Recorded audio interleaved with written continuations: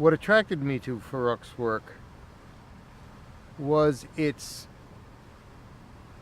passionate and, in fact, sensuous, but also highly logical and intellectually refined expression of his response to the world. His strengths are conception and composition.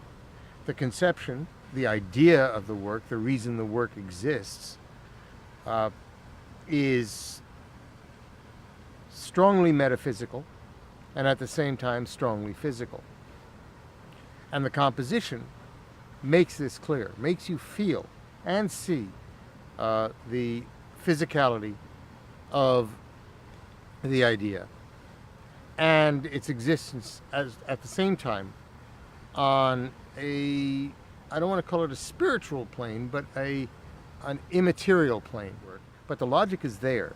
And I might say that that sense of logic in him personally brought him at once to the making of this art and to these vocations that he's practiced.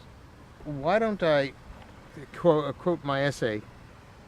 Energy, as Ligvani the engineer knows and Ligvani the artist describes, shapes our world not just by flow but by interruption.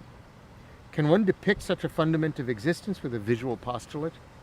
Wouldn't it come out looking at best like a wiring diagram, everything reduced to notation? Ligvani's obstacular considerations, rumination and illumination at once, are nothing if not notational, but they do not sit inertly on their page like so many unplayed musical scores. By embossing them, by painting them, practically crafting them as luminous presences, by carving them into and onto painterly surfaces, Ligvani gives an active and palpable, not to mention alluring presence to his propositions. The forms in his paintings do not simply communicate the concept of movement, they move.